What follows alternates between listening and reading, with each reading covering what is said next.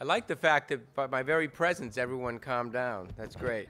Good morning. I'm Gara LaMarche, and on behalf of the NYU Wagner School, I'm one of the co-hosts of this, co-organizers of this event, and I'm here to welcome you first on behalf of the Wagner School. Many of you have commented on the ribbons that some of us have, the organizers, very kind of general Petraeus-like adornments.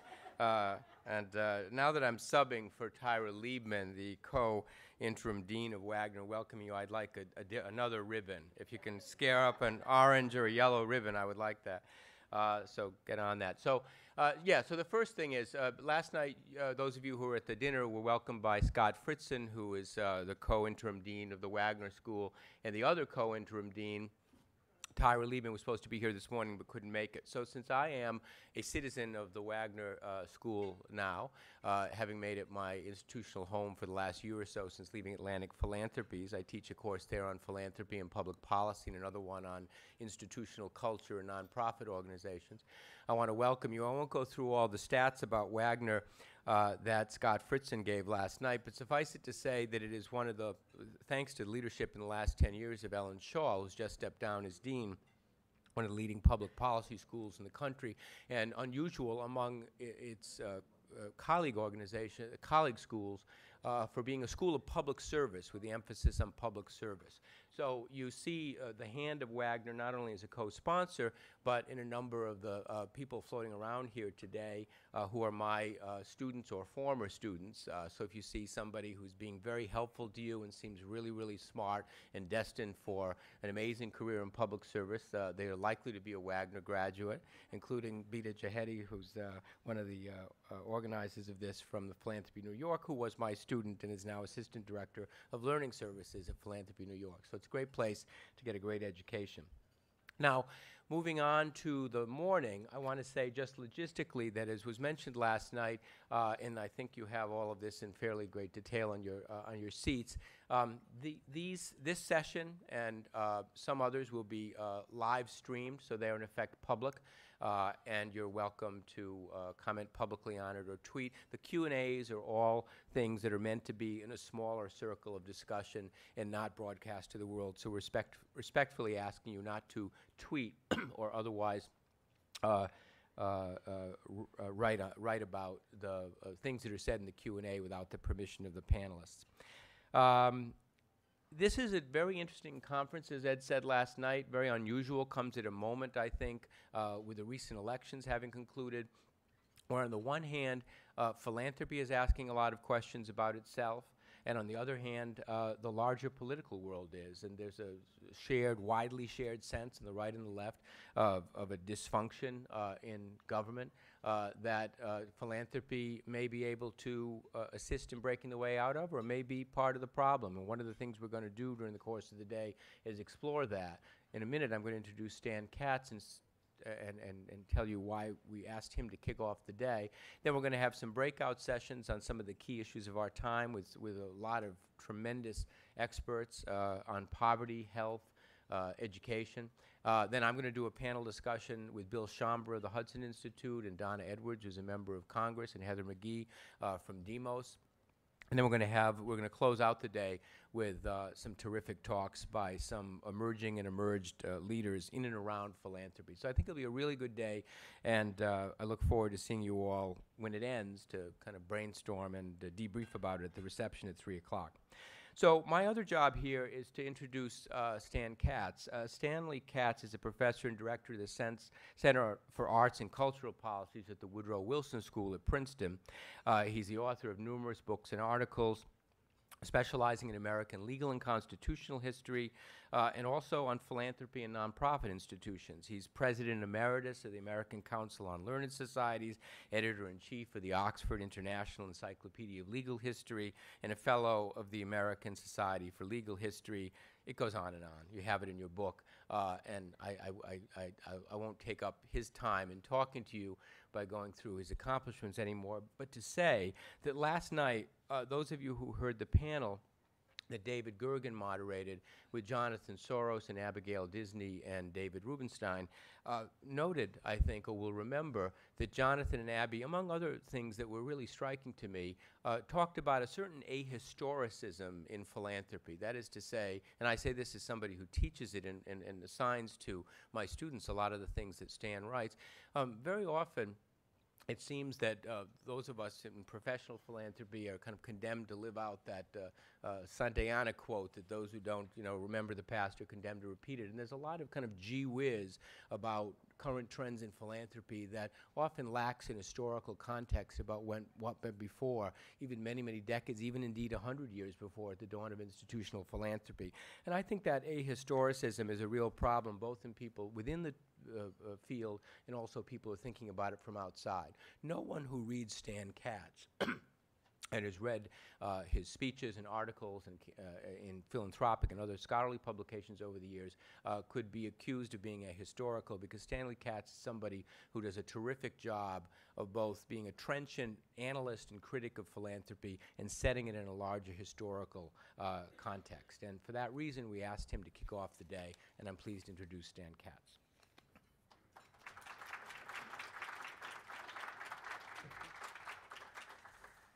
Morning. Thanks, Gara. Well, it is, in fact, what I'm hoping to do this morning is to remind you, if you ever knew what the origins of this business were. I think it's quite relevant. So I'm about money and power before the elections, like 100 years before the elections. And I do want to focus on the early period of modern philanthropy, because I think that established not only the institution that we're dealing with now, but also established the dynamic that I think we've pretty much forgotten between the public and the power of money. I think if you listened last night, you would have concluded that there was no problem. That, of course, rich people should be in a position to make big choices that affect the way other people live, whether it's in the United States or elsewhere. I'm going to come back to that, but it wasn't always that way. And I think it's very important for us to remember the continuity of conflict, of tension, of contestation between the philanthropists and the philanthropic world and a variety of other political worlds that we all really belong to. So I'll begin with just a couple of quotes to get you thinking about it. One has been used by my friend Rob Reich, but it's a good one. And it goes back to Roman history, so we'll go way back. The city of Rome was afflicted by a famine, and as the public magazines were insufficient to supply the deficiency of food, a citizen named Spurius Aemilius, who was very rich for those times, resolved to feed the people at his own expense, philanthropy. This liberality attracted crowds of people and so won him the popular favor that the Senate, fearing the evil consequences that might arise from it, and for the purpose of putting an end to the evil before it should grow too great, created expressly against Spurius a dictator who had him put to death. So this was philanthropy in Rome. Fast forward, quite a few hundred years to 1854. The President of the United States is someone you have forgotten was the President of the United States, Franklin Pierce. What state did Franklin Pierce come from? Right. So that's because you know of Franklin Pierce College, right? You're from New Hampshire. Okay, thank you. Pierce said this. There was a Dorothea Dix, whom you remember, was the greatest figure in the early history of public health in this country, lobbied through a bill for federal support of mental hospitals at the turn of the middle of the 19th century. So in 1854, President Pierce vetoed that bill. And this is what he said. If the several states, many of which have already laid the foundation of munificent establishments of local beneficence, shall be led to suppose, as they will be if this bill becomes a law, that Congress is to make provision for such objects, the fountains of charity will be dried up at home, and the several states, instead of bestowing their own means on the social wants of their own people, may themselves through the strong temptation, become humble suppliants for the bounty of the federal government. So drying up the sources of charity at home. So, these are two things that have been with us for a very long time. The second one, by the way, is a very American idea that I want to come back later. And it goes to the question of localism versus nationalism and cosmopolitanism. And if you heard last night again, you will see that there's really victory of cosmopolitanism in the world of philanthropy, which I'd like to suggest you may be at tension with some of our oldest philanthropic traditions. So more of that later. And then, again, I was really struck. I want to set a contrast for you, and then I'll move back. In the way philanthropists talk today compared to the way philanthropists talked 100 years ago. Let's use that as a frame of reference. I could have picked a lot of examples, and if I had heard the panel last night, I could have picked an example from last night, but I won't do that. But let's just take an article that Bill Gates published in the Wall Street Journal about a week ago. I'll only give you the title of the article. Bill Gates, my plan to fix the world's biggest problems, measure them. You may have seen the piece. It's an interesting piece. And I ask you to think whether John D. Rockefeller Sr. would have proposed that sort of thing. Or to take one example of recent philanthropy, to quote from one of everybody's favorite critics of philanthropy, Pablo Eisenberg published a blog not long ago criticizing the Rockefeller Foundation for making a $100,000 grant to the Brooklyn Chamber of Commerce. I'm just going to quote the Times here, because the foundation wanted to draw attention to business issues and help influence the discussion in a wide-open mayor's contest that has been dominated thus far by Democrats who have not always been friendly to business. So think about that for a moment. Or, closer to home for me, New Jersey, a piece in the Star Ledger about 2 months ago now, criticizing the Broad Foundation for a grant to the state of New Jersey, K-12, on the condition that Governor Christie would still be the governor of the state when the funds were expended.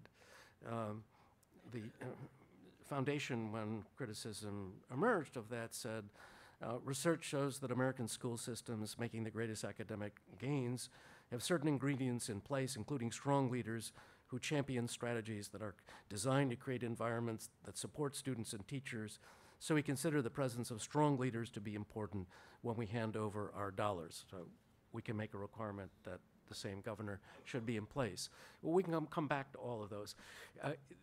These are all very jarring to somebody like me who lives 100 years ago. Historians do that.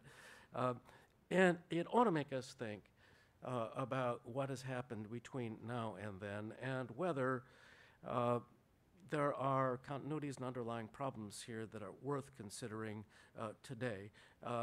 Several people last night, as Gara said, mentioned that we don't know much about the history of philanthropy. I think that's right. There's a certain amount of writing about it. I recommend to you, by the way, Olivier Zunz's recent book on the history of philanthropy, which I think is probably the best short, general account of the subject. It's really worth reading. But there hasn't been a lot. We're in a situation where there is, so far as I know, no beat reporter on philanthropy anywhere in the United States. So the journalism isn't doing a good job of covering us. The scholarship, frankly, is thin. So it's not so easy. And that, I think, extends to informed, intelligent, thoughtful criticism of the field. Okay, that's the introduction. I'm going to talk quickly and informally because I want to have some general discussion. But I want to begin by making a distinction. It's one that I worked for many years with a wonderful man named Barry Carl at the University of Chicago, and our early work on the history of foundations was very much joint work, and all of this comes out of that. I've also been assisted by one of the best young scholars I know recently working in this field, Ben Soskis, who is here somewhere today, his recent Columbia PhD. Where this begins, as you know, is in the very late 19th century, the very early 20th century, at a time when, due to the Industrial Revolution, actually, I would say the combination of the Industrial Revolution and the Second Scientific Revolution, in the extractive industries in the United States, steel and oil being the two most obvious examples, huge businesses, which took the legal form of trusts, were created and produced what were then unimaginable sums of money. And so that produced Andrew Carnegie and John D. Rockefeller Sr., as you know. And they both had very different kinds of people, but they both remarkably had a similar reaction to all of this. They were both historically, traditionally, and by instinct charitable. That is, they engaged in almsgiving. Almsgiving is the gift of money to individuals and institutions to address immediate problems of distress, illness, ignorance, poverty. And it's as though every religious tradition, every cultural tradition has some kind of charitable tradition and a word for charity. And they both grew up in that kind of tradition. They understood it very well. And each of them, by the way, had in his business a room, literally, an office in which clerks responded to requests from former employees, the general public, and so forth. And they wrote checks for to widows who were in distress, or to the pastors of churches of which the roofs had burnt down, things like that. But they realized, on the one hand, that they couldn't write those checks fast enough to meet all the needs. But much more importantly, that this was an irrational way to proceed. Because by writing those checks, they weren't doing anything to eliminate the underlying social and economic problems that were causing the distress in the first place. And a better approach would be to find out what the underlying causes were and to apply much larger sums of money through the use of research to identify the causes of those problems and to develop strategies to eradicate them at the source. Crudely speaking, that's philanthropy. That's what they thought philanthropy was. That's how I used the term. And that was the challenge that they had. What did you do if you had a fortune of some hundreds of millions of dollars? We could argue about what the correct deflator is for that, but it was a lot of money in today's terms. Probably, by the way, not so much money as Bill Gates has, but a lot of money. And there were no precedents for this. So they had to determine what they could do in order to identify the problems, to facilitate the research, to generate the kinds of strategies that might be put into place to address those problems. And it was in the course of thinking through that problem that they and their lawyers came up with the solution that we now call well, today we would call it the Private Philanthropic Foundation. It all seems very obvious now, but not only no such institution existed in 1900 in the United States. Not only that, but American law at that time didn't permit the creation of an institution like the trust. A crude, non-lawyerly explanation of that would be, if you wanted to establish a perpetuity, which the early foundations were, a trust under English and, for the most part, American law at that time had to have both a definite purpose and a definite beneficiary. And they realized, and they actually did discuss this with their lawyers, what they really wanted was a perpetuity with an indefinite purpose and an indefinite class of beneficiaries. That's what a foundation is. So through a variety, we could talk about this later if you like, they arrived at the form, the actual organizational form that is represented now by the Carnegie Corporation, the largest of Carnegie's philanthropies, or the Rockefeller Foundation, the largest of John D. Rockefeller Sr.'s philanthropies. And as it happens, those forms were sustainable in American law. They weren't all clear, by the way, that they would be. There's a funny episode in the Rockefeller Papers in Pocatico in which they're discussing all of this with their lawyer, who's a character named Starr Murphy. And they weren't at all sure that what becomes the Rockefeller Foundation would survive a legal challenge.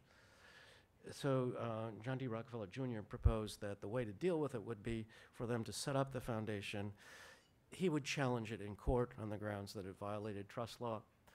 And if he prevailed, they would go back to the drawing boards and find another way to do it. But if he didn't prevail, then they would know they were okay because the courts had approved it. Star Murphy had better political sense than John D. Rockefeller Jr., and he thought maybe this would be a political mistake. So they didn't do it, and they just went ahead. But as you know, by the way, they were desperate for the kind of certainty they would get from governmental, that is federal, approval of what they were doing. So they went to Washington in 1910 to try to secure a federal charter for the Rockefeller Foundation that would show that the government really approved of what they were doing.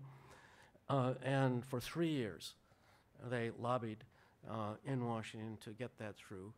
There was tremendous opposition to it, particularly in the Senate, and primarily on the grounds that these were ill-gotten gains, and that Rockefeller money ought not to be koshered by the federal government. And in the end, they didn't get the federal charter. So what did they do? They went to Albany, and in 6 weeks, they had a charter from the state of New York, which is still the legal basis for the foundation. There are a lot of lessons, I think, in that. But the point, of course, is that both Carnegie and Rockefeller are, of course, highly controversial characters at the time. I don't have to tell you that. They were robber barons. They were widely perceived as not nice guys. Indeed, they were probably the two most widely hated people in the United States in their era. It's kind of an interesting contrast if you think about those names now, Carnegie and Rockefeller. You listen to the public service announcements we hear on NPR from their foundations. But at the time, it was highly controversial, and you can understand why. I think it was. So nevertheless, they go ahead, and they set up these quite dramatic institutions. They were, by the way, I would argue, good examples of American exceptionalism, something we argue about. No other country had developed this form, and everywhere it exists now, it is an imitation of the American form. So they set up these foundations. Others did too. By the time of the First World War, there are a dozen or 20 philanthropic foundations. And then, of course, the process proliferates after that time. They mostly took precisely the same form, and quite remarkably, by the way, even as an organization, the form that they sort of fell into turns out to be the form we still have. So they had a perpetuity. It was normally a perpetuity. Rosenwald, of course, limited his gift to 25 years, but very few of them did. So it was a perpetuity. It was governed by a very general statement of purpose, normally something along the lines of to serve the needs of mankind, or something equally broad, and then governed by a self-perpetuating Board of Trustees. That's the most interesting part of this, because the problem they had sort of legally, politically, was to avoid the problem that historically had been called mortmain, the dead hand.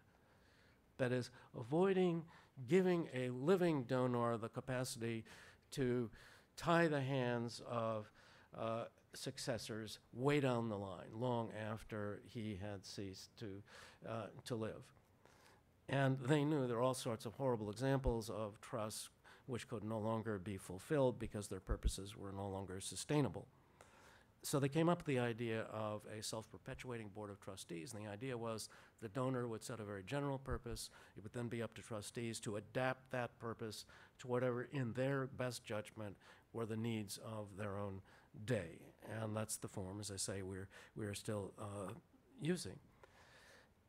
What's interesting about this, in a way, looking back on it now, is, and we talk about all of this, we talk about philanthropy as being part of American public policy, but it wasn't. It wasn't part of American public policy. The Congress, after all, refused to give a charter for all of this. The state of New York certainly did. And no legislative body at any point ever sat down and said, what this country needs is the philanthropic foundation. What this country needs is the philanthropy sector. It happened because of the generosity and other motives of people who had enormous sums of money and who wanted to expend them. If you've, discussion of this last night, but if you recall, all of you must have read at some point Andrew Carnegie's Gospel of Wealth. Well, the great philanthropists of that day all had a somewhat similar reaction. That is to say, Carnegie said, the man who dies wealthy dies disgraced. The whole idea was that there was no point, and indeed it was either immoral or impractical, useless, to die with a lot of money. He rejected the notion that he should give it to his children. It would spoil them, it would corrupt them, it wouldn't likely serve great purposes. There was no point in waiting until he died and then let the money be distributed by the government. The government wouldn't know what to do with it. Better, and this sounds a lot like Bill Gates and Warren Buffett, better, both he and Rockefeller said, to give it away while you're still alive. This is not a new idea. The giving pledge, in some sense, is a century old from that point of view. And that's why they set up these foundations. Well, how are they limited? Now, money and power. How are they limited? You know, what did the public do to sort of protect itself, to protect us against the philanthropists? And by the way, that was exactly how people thought about it at the time. Nothing is the answer. For a very long time, there was no legal structure, no explicit legal structure for this sector. But there was, from the very start, concern about how these funds would be employed. And to me, that's the most interesting thing about it. The Rockefeller Foundation and Carnegie, as you know, are both celebrating their centennials this year, so it's exactly 100 years ago. So in 1913, there were foundations slightly earlier than that. Russell Sage was in 1907. General Education Board, another Rockefeller philanthropy, was earlier. There were others, but not very many. By 1914, 1915, we had the first congressional interest in the subject. A special committee was set up in 1914. The hearings in 1914 and 1915. It was chaired by a radical socialist lawyer from Kansas City named Frank Walsh. And there were extended hearings on the industrial state of the United States. That was the sort of generic topic of these hearings. And there were a whole series of hearings. But the principal interest of the hearings really was on the potential role, and that is to say the potential threat of philanthropic foundations, both to the American economy and more importantly, to democracy in America. That was exactly the subject. Walsh said that the purpose of the hearings was to determine whether self-perpetuating organizations such as the Rockefeller Foundation, the Carnegie Corporation, and the Russell Sage Foundation were a menace to the future political and economic welfare of the nation. Lays it right out. Walsh called himself for what he called the democratization of private benevolence. Why is it that rich individuals should be determining public policy was the question he asked. He feared the corrosive long-term impact of philanthropic money power, especially in education. If the owners of the great basic industries of the nation can train up young men and women in their ideals, in their conception of the right relations of master and servant, in their doctrine of what a democracy should be, then the, quote, benevolence of their foundation is the best investment for themselves that they have ever made. This is about education philanthropy. We might talk about that later. And they interviewed all kinds of people who were in a political position to be very critical of all this. Morris Hillquit, the labor leader, for instance, said that, this is actually taken from the notes that the Rockefellers made of the hearings, such large foundations as Rockefeller Foundation, Russell Sage Foundation, and the Carnegie Corporation represent in the domain of philanthropy just what trusts represent in the industrial field. The philanthropies of these foundations seem to get as far away from home as possible.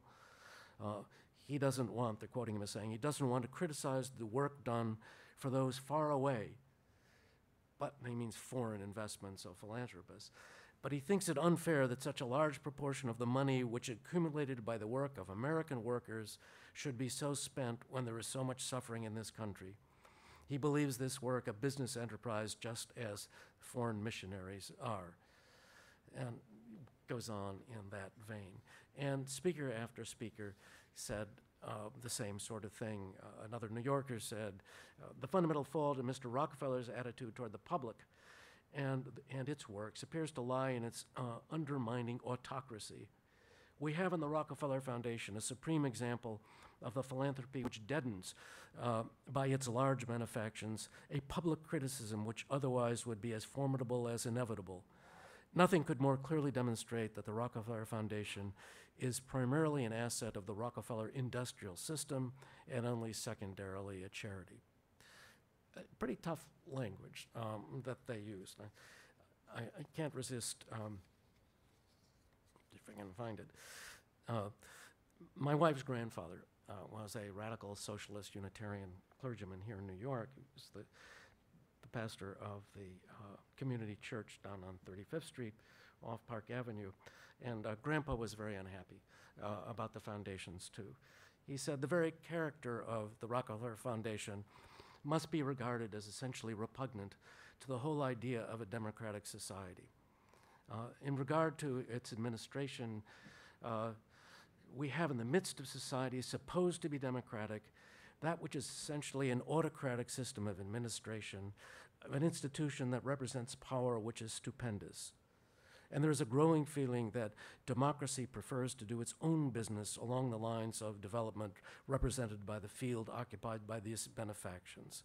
And he complains then that the Rockefeller, very dramatic Rockefeller benefactions in Belgium during the war were something that should have been left to the public. And Louis Dembitz Brandeis testifies. He's a little more moderate. He's a lawyer, and he's more careful about what he says. But nevertheless, the tone of this was really quite tough. And it represented, I think, what was a genuine fear in the public of the plutocratic power that was now being legitimized in the acceptance of the foundation form. It's a kind of criticism we don't hear anymore. But it's important to remember, I think, that the general idea is always in the background. We talk about it from time to time. Every 20 years or so, Congress wakes up and looks into the question of foundations and philanthropy. We always survive. Students are always asking me every time we have a new set of congressional hearings, well, is this the time the hammer is going to come down? And my answer is always the same. Well, from what you can tell from history, the answer is no. For a variety of reasons, Congress will back off, and in the end, they won't act. So far, I've always been right, but Barry used to remind me that historians shouldn't try to predict the future. We're not even very good at predicting the past.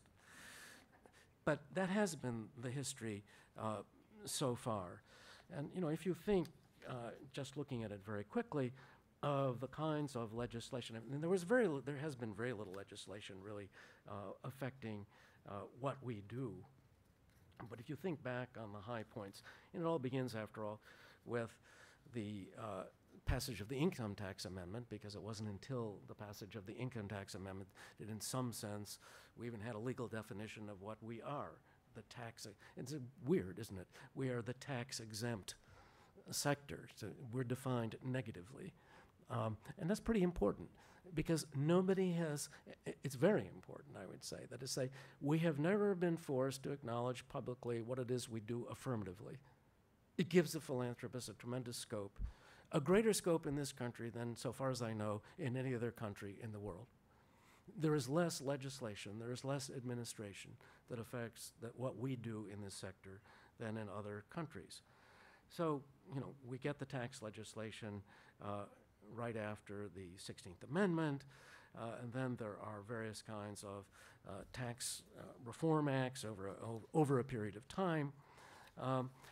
But the net effect of all that really is to impose very little structure. The IRS is the regulatory agency for this sector. We have early on, and then again in 1934, specific limitations on political activities of the foundations.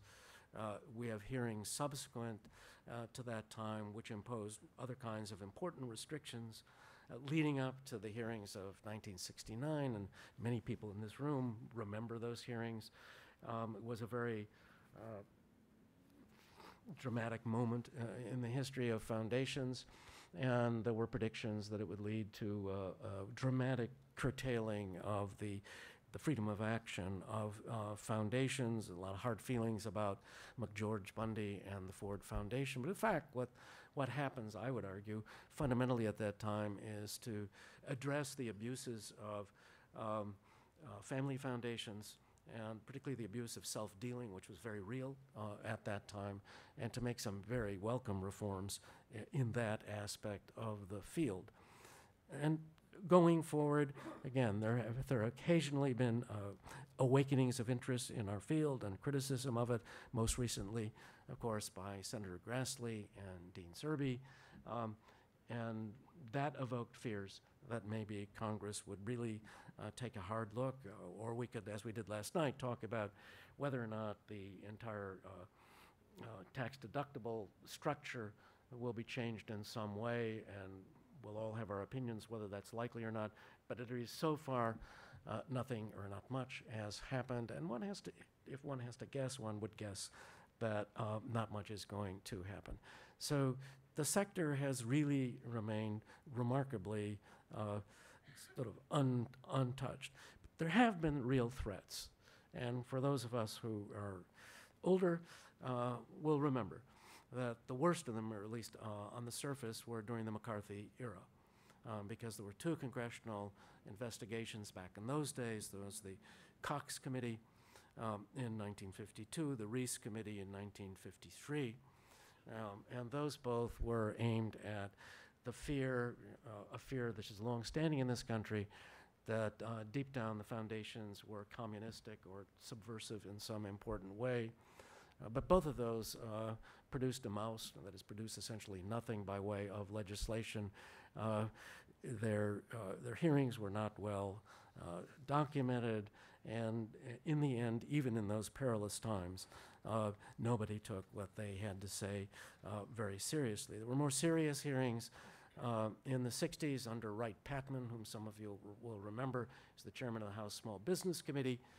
But his concern was different. It wasn't the political power of the foundations. His concern was that foundations were accumulating wealth in such a way that it would harm the private economy. And they actually developed quite a lot of information, but again, produced very little, almost nothing in the way of legislation. So it's an odd history from that point of view.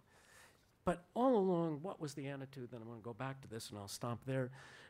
How did the foundations think about the government? I think we now conceptualize it, when asked as two completely independent spheres. After all, the largest of the new advocacy organizations is called what? Independent sector. And that's what many people in the field want to believe, right? That the not-for-profit, philanthropic sector is an entirely independent sector. It's not business on the one hand, it's not the state on the other, but particularly it's separate from the state. And indeed, the tax-exempt nature of what it is we do makes that appear to be the case. But in fact, for the earliest philanthropists, that wasn't the notion at all. They were very concerned with social and economic questions. They understood perfectly well that even with the great wealth they had at the time, they didn't have enough wealth to basically change the course of public policy. And one of the things they entered into very early on was partnership with the federal government. They found a variety of ways of doing that. Let me give you just a couple examples. The first was the first of the Rockefeller Foundations was called the General Education Board. It was a foundation to support educational initiatives. And Rockefeller, like most of the foundations initially, was very interested in the American South for a variety of reasons, which we could talk about later. And they were particularly interested, all of the foundations were, in the improvement of public education in the South, and particularly public education for blacks, for Negroes, as they called them at the time. These people were very smart and very interesting. They decided the real problem in the South and the General Education Board was lack of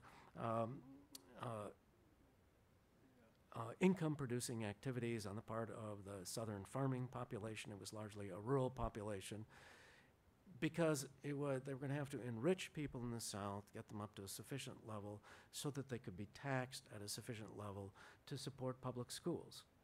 So they entered into a partnership with the United States Department of Agriculture to engage in what they called farm demonstration projects. And the idea here was simply that USDA had already begun this under the direction of a guy named Seaman Knapp to promote the idea of scientific farming in the South, so that farms could be more productive, farmers could be wealthier. And the mechanism for doing this was to hire in USDA a large number of what were called special agents who go around and spread the word to educate farmers to do this properly. So how did that work? Well, what the General Education Board signed up to do was to provide supplements to the salaries of these federal agents who were going around. Well, what was the supplement? Well, it turns out the supplement was the salary less $1. The federal government paid each of these guys $1, and the rest of the salary was paid by the Rockefellers through the General Education Board. This began in 1906. It lasted until 1914. It was fairly successful, actually, in reforming agriculture at that time. It's a really interesting episode that most people don't know about, but it got them up to their ears in working with the government. It comes to an end, by the way, in 1914, because that's the time of these Walsh Committee hearings that I mentioned before. And at that point, the association with the Rockefellers was simply too dangerous, too volatile for the USDA, and they had to back off of it. And it produced, when it became known, and it wasn't much known before that, withering criticism in Congress. An Oklahoma senator demanded a divorce of the government and the General Education Board, since the GEB funds, or those from other Rockefeller entities, are, in his words, red with human blood and dripping with human tears. A Michigan congressman complained that, quote, the government of the United States is not a mendicant, and proposed federal placement of the funds that the GEB had spent. New Jersey congressman said that he hoped that the United States may be spared from living on the contributions of a Rockefeller. It would be equivalent to a family living on the wages of sin. Iowa senator attacked the Rockefeller philanthropies as agents of a silent empire that desired to create an invisible government through gifts to education. And the Rockefeller response, which Star Murphy gave, was that the only motive of the GEB was true patriotism, since the boll weevil had created a regional state of emergency. But Murphy said, surely the senator from Iowa realizes that the government constantly operates with private donors to the Red Cross funds in times of great public calamity. This was equivalent, he was arguing. Or to give you one other example, in a way a more dramatic one, Herbert Hoover, who was, I hope you know, one of the great figures in social welfare of the early 20th century. Think of Herbert Hoover before 1929, was a really great man, you know, in almost every respect, I would say. And certainly in our field, one of the pioneers in philanthropy, one of the pioneers in the application of public funds for private and public funds to secure the common weal. He was also an engineer. He was somebody who had the philanthropic instinct to use research to develop solutions for problems. And when he was president, he approached the presidents of several foundations to put together a research project, which they called Recent Social Trends, to do extensive surveys based on the surveys that the Russell Sage Foundation had done earlier in Pittsburgh and New York, to figure out what social problems were and to begin to come up with solutions to them. As it turns out, by the time that work was done, the Depression had hit. Franklin Delano Roosevelt was the president, and Roosevelt didn't think all of this was such a good idea. Or to give you one other example, earlier on, the Rockefellers had become very interested in the politics of education in New York City. Ben Soskis has written about this, and they intervened. There was a real serious battle over, this will sound familiar to all of us, how the New York City Board of Education ought to be constituted and what the relationship of the mayor ought to be to the Board of Education. Does that sound familiar? We're going back 100 years.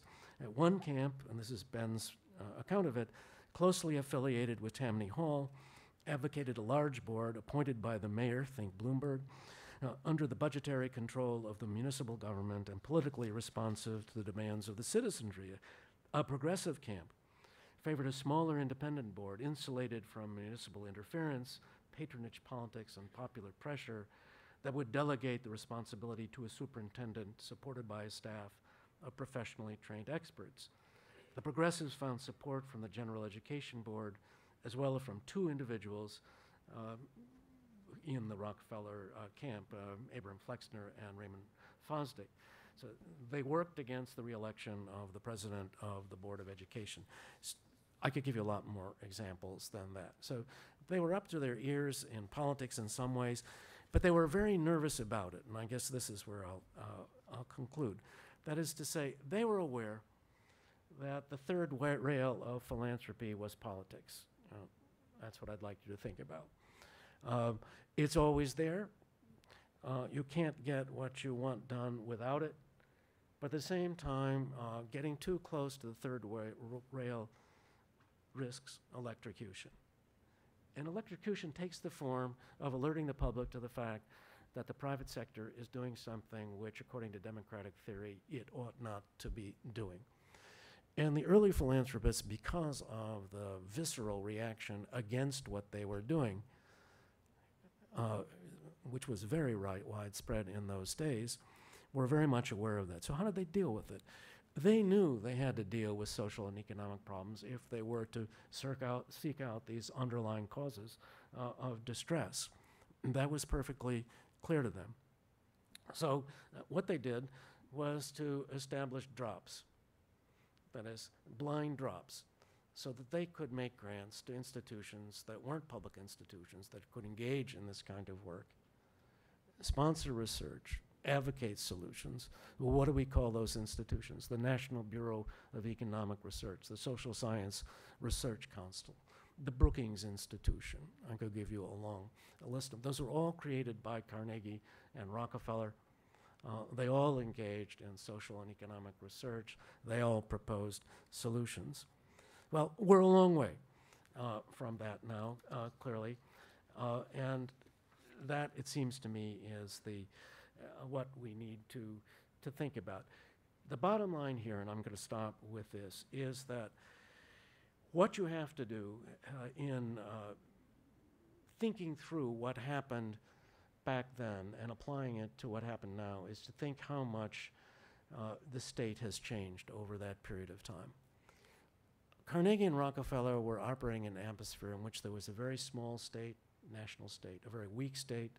They saw their task as establishing national policy at a time when the United States of America was not configured to have national policy on social and economic issues as a matter of constitutional tradition. Now we live with a state that's huge, way beyond what the reason we have a Tea Party is that the state is now doing things that the framers would have found unimaginable and unacceptable. The Tea Party is quite right. about that. But philanthropy, in relation to that, is also very different, because the early philanthropists were acting in a situation in which the state couldn't act and wouldn't act. We are now acting in a situation where the state can act and does act frequently. And I think the question we have to ask is, given that kind of change, given the underlying imperatives of democracy in a country like this, is what we do, insofar as it comes close to that third rail, genuinely acceptable in terms of the way a 21st century democracy ought to behave? So I've gone on too long, and I apologize. Thank you.